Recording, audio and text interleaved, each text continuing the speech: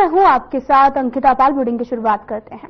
उत्तराखंड सरकार ग्रामीण क्षेत्रों में रोड कनेक्टिविटी को बढ़ावा दे रही है और जिस क्रम में पिछले 3 साल के भीतर ग्रामीण क्षेत्रों में 519 सड़कों यानी कि कुल 1481 किलोमीटर सड़क का निर्माण किया गया, जिसमें 250 से अधिक आबादी वाले 35 गांवों तक सड़क मार्ग पहुंच गया है और इसके साथ ही 195 पुलों का निर्माण किया गया। पहले से बने 159 किलोमीटर लंबे 61 ग्रामीण सड़कों को दुरुस्त करने के साथ ही अपग्रेडेशन भी किया गया है। इन सभी सड़कों और पुलों के निर्माण पर करीब 2310 करोड़ रुपए खर्च किए गए। आपको बताते चले कि प्रधानमंत्री ग्रामीण सड़क योजना के तहत पहले और दूसरे चरण के कार्य लगभग पूरे होने वाले हैं। इसके साथ ही PMGSY के तीसरे चरण के तहत पहले से निर्मित सड़कों के अपग्रेडेशन के लिए भी 1824 करोड़ रुपए की स्वीकृति भारत सरकार से मिल गई है।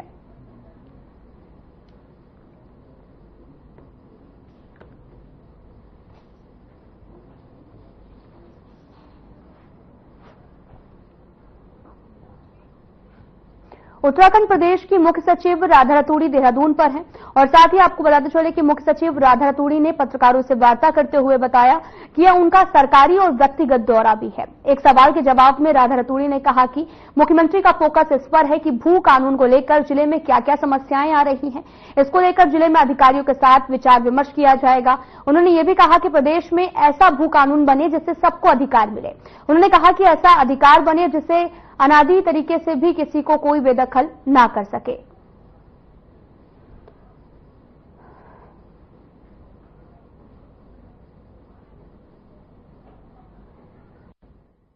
दौरा सरकारी भी है और व्यक्तिगत भी, दोनों तरीका, क्योंकि हमारे पति भी साथ में आ रहे हैं तो वो व्यक्तिगत हो जाता है, लेकिन हमारा सरकारी काम भी है।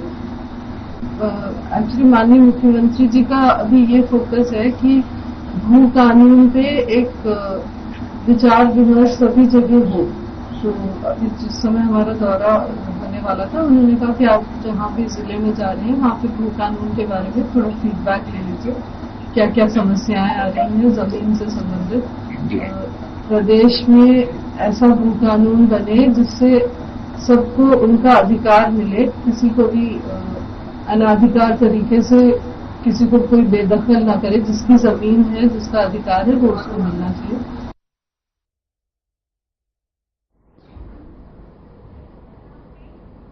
देहरादून से बड़ी खबर आ रही है, जहां पर आपको बताते चले कि साइबर अटैक से बाहर निकलने की जद्दोजहद लगातार जारी है।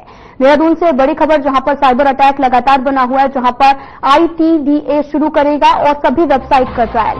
90 से ज्यादा सरकारी वेबसाइट, मोबाइल ऐप बंद हो गए हैं। समस्या के समाधान में एजेंसियां भी जुटी हुई हैं। साइबर हमला कहां से हुआ है, अभी तक कोई भी जानकारी नहीं मिली। स्कैनिंग करने में जुटी है केंद्रीय एजेंसियां।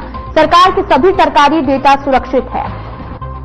बड़ी खबर देहरादून से, जहां पर साइबर अटैक हुआ है और 90 से ज्यादा सरकारी वेबसाइट, मोबाइल ऐप बंद कर दिए गए हैं और साथ ही हैक हो चुके हैं। स्कैनिंग करने में जुटी हैं केंद्रीय एजेंसियां। सरकार की सभी सरकारी जो फाइल्स हैं उन्हें सुरक्षित बताया गया है। साइबर अटैक से बाहर निकालने की जद्दोजहद लगातार जारी है। ITDA शुरू करेगा सभी वेबसाइट का ट्रायल।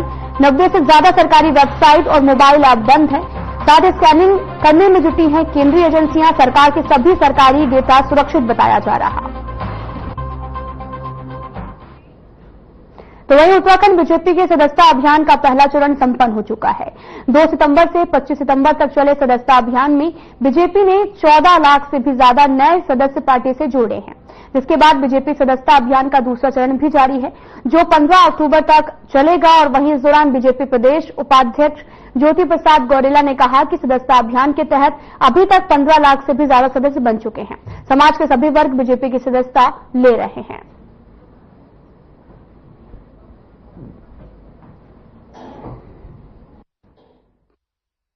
उत्तराखंड प्रदेश ने अभी तक जो कल तक की रिपोर्ट आई है 15.5 लाख लगभग हमारे सदस्य बन गए हैं और अभी ऑफलाइन डाटा हमारा आ रहा है और आज तक मुझे लगता है कि हम 16 लाख के लक्ष्य को पार कर लेंगे। और भारतीय जनता पार्टी के सभी कार्यकर्ता, सभी जनप्रतिनिधि इस अभियान को सफल बनाने में जुटे हुए हैं। समाज के सभी वर्ग भारतीय जनता पार्टी की सदस्यता की ओर आकर्षित हो रहे हैं, सदस्यता ले रहे हैं और मुझे लगता है कि आने वाले समय में जो हमने प्रदेश का लक्ष्य निर्धारित किया है उस लक्ष्य को प्राप्त कर लेंगे।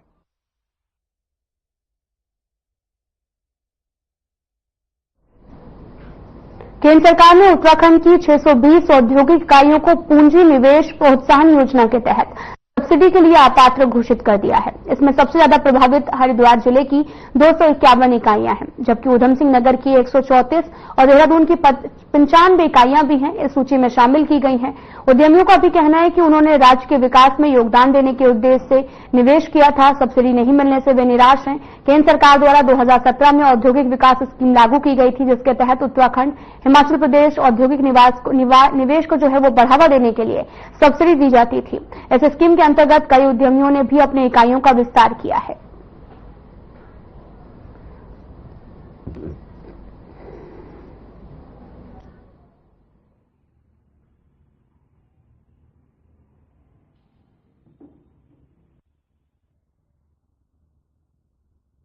मैं इसी बात को कह रहा हूं कि ये तो कह रहे 75,000 करोड़ की ग्राउंडिंग हो चुकी है। कितने उद्योग लगे? सरकार नाम क्यों नहीं बताती किस कंपनी ने उद्योग लगाए, कितनों को रोजगार दिया, कितने करोड़ का वो इन्वेस्टमेंट है, कितने करोड़ का प्रोजेक्ट है।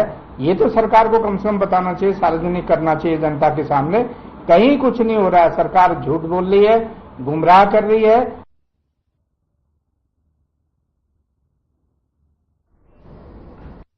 तो वहीं उत्तराखंड में प्रदेश सरकार ने लगातार रोजगार दिया है और अब कई विभागों में करीब 17,000 युवकों को भी सरकार रोजगार दे चुकी है, जिसको लेकर नियोजन एवं ऊर्जा सचिव मीनाक्षी सुंदरम ने एक प्रेस कॉन्फ्रेंस की, पूरे आंकड़े बताए। लेकिन कांग्रेस ने एक बार फिर से रोजगार को लेकर प्रदेश सरकार पर निशाना साधा है। कांग्रेस के प्रदेश संगठन उपाध्यक्ष मथुरा दत्त जोशी ने कहा कि आखिर रोजगार कहां है। उन्होंने कहा कि पर्वतीय क्षेत्रों में आपने स्वरोजगार की आखिर क्या व्यवस्था की है। आज युवा रोजगार को लेकर धरना प्रदर्शन कर रहे हैं।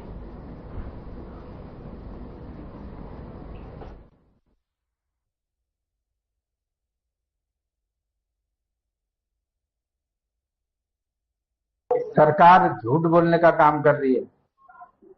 रोजगार वाला आंकड़ा तो आपके सामने है। देखिए ना, पीसीएस के एग्जाम जो संघ लोक सेवा आयोग कराता है 2020 के बाद नहीं हुई है, वैकेंसी नहीं निकली है, उनका रिजल्ट नहीं निकला है अभी तक। तो कहां रोजगार दे दिया आपने? ना आपने स्वरोजगार की कोई व्यवस्था की। आप बताइए ना, पर्वतीय क्षेत्रों में क्या स्वरोजगार की आपने व्यवस्था की? कहां पर आपने स्वरोजगार की व्यवस्था की? बेरोजगारी का आंकड़ा रोज बढ़ रहा है, आप देख रहे हैं। बेरोजगारों में आप ही की सरकार ने लाठीचार्ज किया, तो क्यों लाठीचार्ज किया फिर उन पर, अगर आप रोजगार दे रहे थे तो?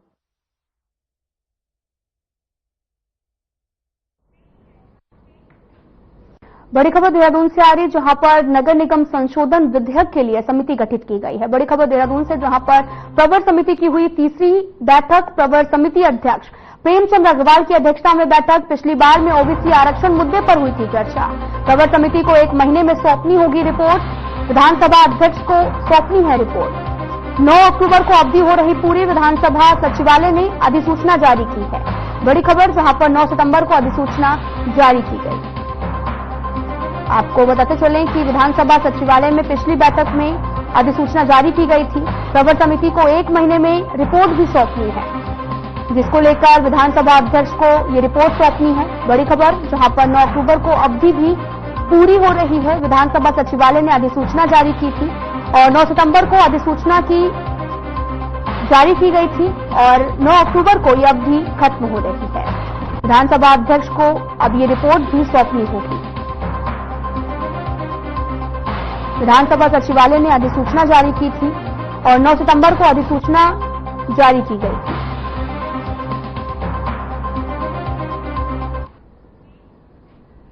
फिलहाल यहां रुकते हैं एक छोटे से ब्रेक के लिए।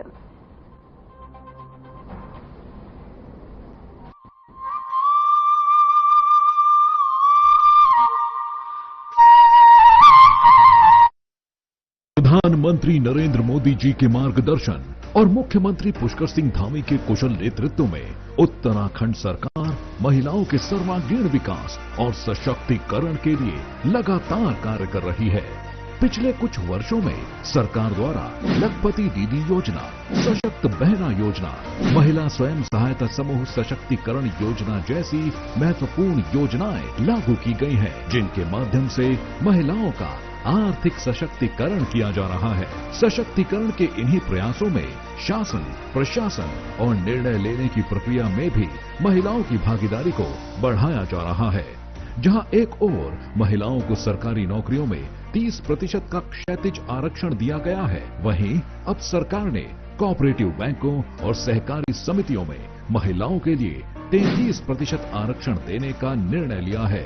यह निर्णय महिलाओं की राजनीतिक और सामाजिक भागीदारी को बढ़ावा देने के साथ साथ सहकारी आंदोलन में सबका साथ, सबका विकास के मंत्र को और मजबूती देगा।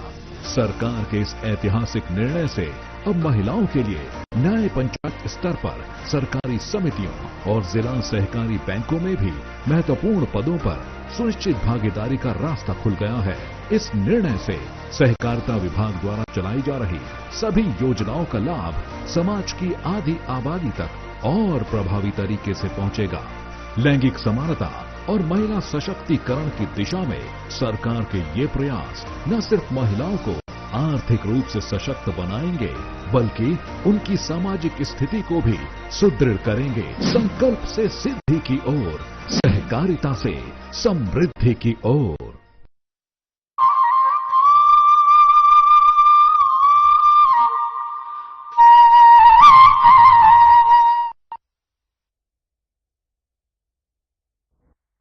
के बाद स्वागत है आप सभी का। रुख करते हैं खबरों की तरफ। उत्तराखंड में एक बड़े साइबर हमले ने राज्य के पूरे आईटी सिस्टम को ठप कर दिया है। साइबर हमले के चलते प्रदेश का पूरा आईटी सिस्टम 72 घंटे ठप रहा। इससे सरकारी कामकाज पर भी असर पड़ा। राज्य की कई महत्वपूर्ण वेबसाइट और सेवाएं पूरी तरह से बंद हो गई थी, जिसमें सीएम हेल्पलाइन, भूमि रजिस्ट्री और ई ऑफिस जैसे महत्वपूर्ण प्लेटफॉर्म शामिल हैं। साथ ही सचिवालय में भी पूरे दिन कामकाज नहीं हो पाया। साइबर हमला इतना खतरनाक था कि सिक्योर इंटरनेट सर्विस यूके स्वान के अलावा सबसे अहम स्टेट में भी जद है। साथ ही आईटीडी निर्देशक नितिका खंडेवाल ने कहा कि केंद्र सरकार की गाइडलाइन और सिक्योरिटी को देखते हुए इस पर कार्य करने की जरूरत है। साथ ही उन्होंने ये भी कहा कि सब कुछ रिकवर किया जा चुका है, कहीं से भी किसी भी तरह का कोई भी नुकसान नहीं हुआ है।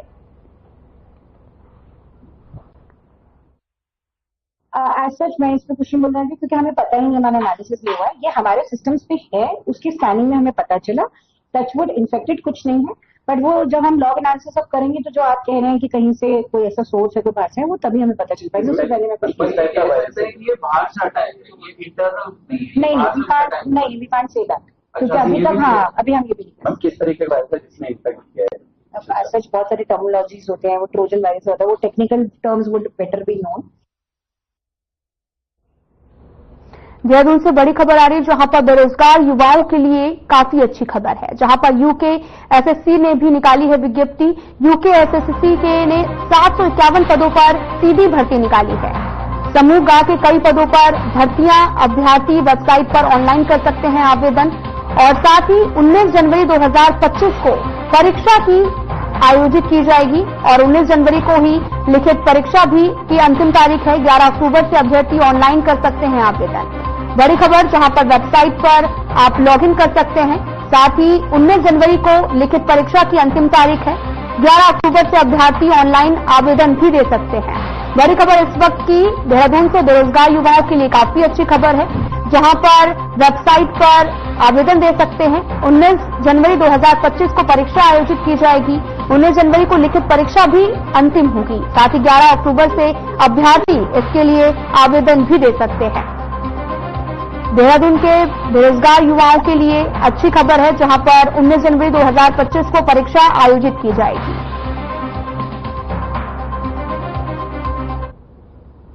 धनपुरा पहुंची हरिद्वार ग्रामीण विधायक अनुपमा रावत ने बिना नाम लिए क्षेत्र से पूर्व विधायक स्वामी यतीश्वरानंद बाहरी क्षेत्रों से क्षेत्र में अवैध खनन कराने का आरोप लगाया है। आपको बताते चले कि विधायक अनुपमा रावत ने कहा कि राज्य सरकार के चहते पूर्व विधायक स्वामी यतीश्वरानंद के दबाव में हरिद्वार की पुलिस प्रशासन काम कर रही है और ऐसे में क्षेत्र में खनन के छोटे छोटे व्यवसायियों को डराया धमकाया जा रहा है, जबकि बाहरी राज्यों से आए लोगों को खनन के बड़े ठेके भी दिए जा रहे हैं। रातों रात किसानों के खेत भी खोदे जा रहे हैं। गरीबों की कोई भी सुनवाई नहीं हो रही। अनुपमा रावत ने धनपुरा पहुंचकर कब्रिस्तान और शमशान घाट की चारदीवारी का भी निर्माण कार्य शुरू करवाया है।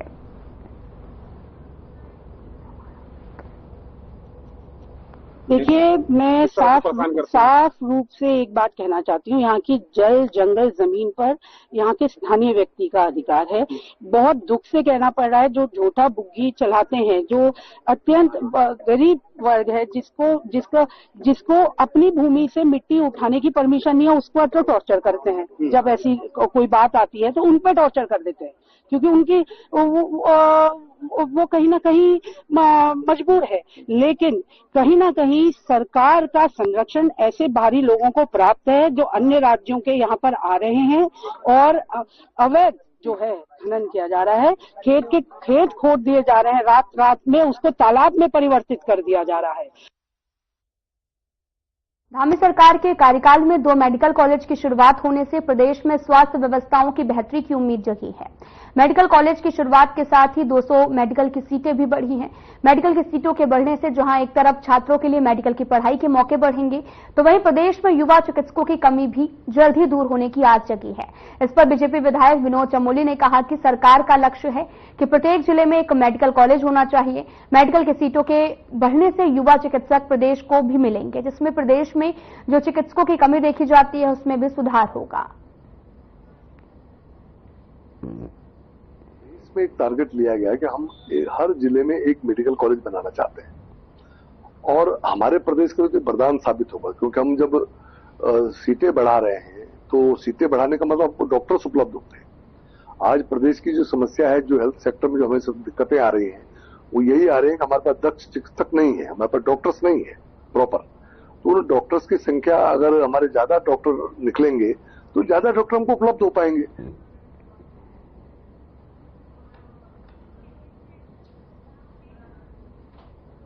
वक्फ बोर्ड 2024 संशोधन बिल की तैयारी चल रही है, जिसको लेकर राजनीतिक दलों में तीखी हलचल देखने को मिल रही है। वक्फ बोर्ड अधिनियम में संशोधन को लेकर उत्तराखंड मदरसा बोर्ड के अध्यक्ष मुफ्ती शमून कासमी का भी कहना है कि ये बहुत जरूरी था, क्योंकि तीसरे नंबर की संपत्ति मुसलमानों के पास होने के बावजूद भी वो गरीब है। उनका एजुकेशन लेवल नीचे गिरता जा रहा है और ये सोचने का भी विषय है कि मुफ्ती शमून कासमी ने सीधे तौर पर इसके लिए कांग्रेस को जिम्मेदार ठहराया है। उन्होंने कहा कि कांग्रेस ने बोर्ड की संपत्ति को खुर्द किया है।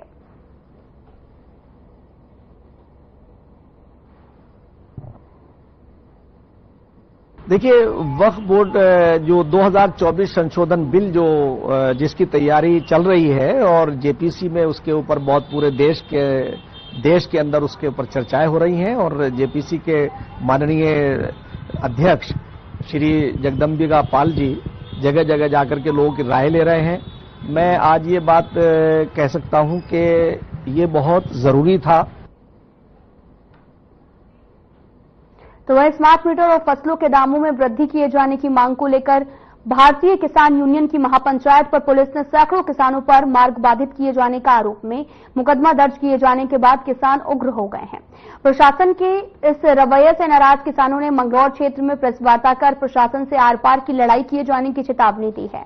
प्रेस वार्ता में पहुंचे भाकियू के प्रदेश अध्यक्ष संजय चौधरी ने कहा कि किसान अपने हक के लिए सड़कों पर उतर रहा है, सरकार किसानों का शोषण भी कर रही है। वहीं प्रशासन उन पर मुकदमे दर्ज कर किसानों की आवाज को दबाना चाहती है, लेकिन किसान चुप नहीं बैठेगा। और वहीं जिलाध्यक्ष विजय शास्त्री ने भी कहा कि किसान क्षेत्र के थानों में पशुओं के साथ अपनी गिरफ्तारी देंगे। किसानों पर जो फर्जी मुकदमे लगाकर किसानों की आवाज को दबाया जा रहा है, वो दबने नहीं दिया जाएगा और उसके विरोध में फांसी के फंदे भी लेकर जाएंगे।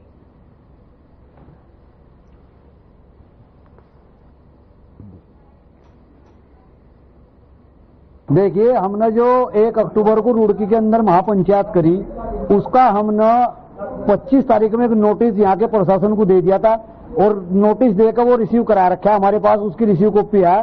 हमने यहाँ के प्रशासन को, स्थानीय प्रशासन को ये बता दिया था कि 1 अक्टूबर को जो रुड़की के अंदर ट्रैक्टरों के द्वारा किसानों की महापंचायत होगी, वो पंचायत हमारी कचहरी परिसर में होगी।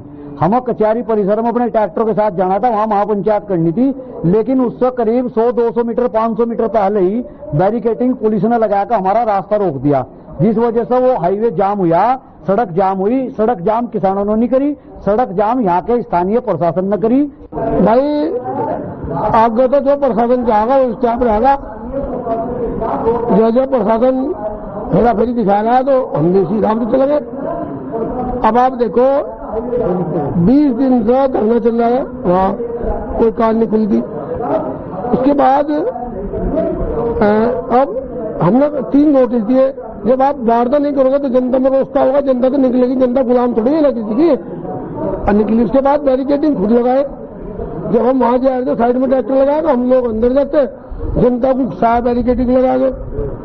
तो उसके बाद अब ये फर्जी मुकदमे लेके अभी ट्यूबवेल लोग 50 ट्यूबवेल कितने डंगर चोरी हो गए जिले में से, उनकी तो एक रिपोर्ट नहीं करी। उत्तराखंड सूचना और लोक संपर्क विभाग के अपर निदेशक डॉक्टर आशीष त्रिपाठी ने मंडल मुख्यालय पौड़ी के पत्रकारों से औपचारिक मुलाकात की है। मुलाकात के दौरान उन्होंने शासन की नीतियों से पत्रकारों को अवगत कराते हुए विश्वास दिलाया कि सरकार पत्रकारों के हितों के लिए हमेशा तत्पर रहेगी। आयोजित बैठक में उन्होंने सूचना कार्यालय को सुविधाजनक स्थल पर स्थानांतरित करने के निर्देश भी प्रभारी सूचना अधिकारी को दिए हैं, जिस पर प्रभारी ने बताया कि यथाशीघ्र सूचना कार्यालय के लिए स्थान भी दिया जाएगा, जिसके लिए प्राथमिक औपचारिकता पूरी भी कर ली जाएंगी।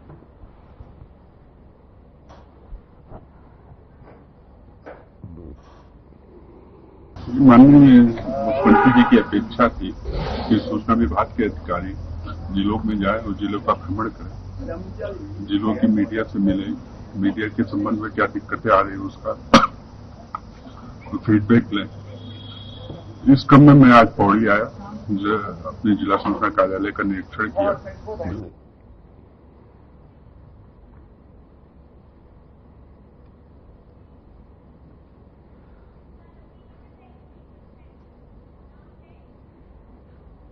चमोली से बड़ी खबर आ रही है, जहां पर आपको बताते चले कि चौखंबा 3 की ट्रैकिंग पर की गई है, जहां पर 2 विदेशी पर्यटक लापता हो गए हैं। वायुसेना का हेलीकॉप्टर सर्च अभियान में जुटा है।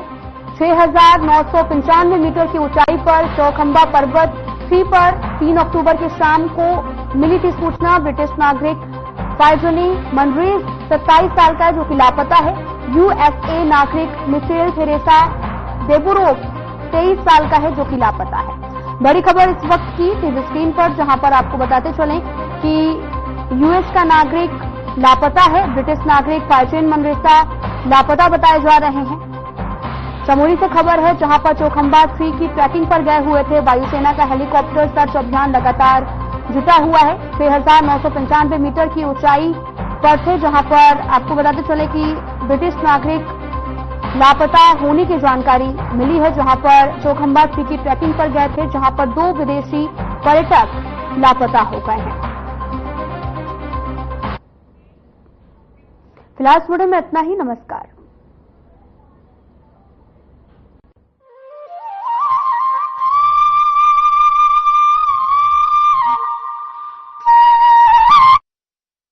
मुख्यमंत्री पुष्कर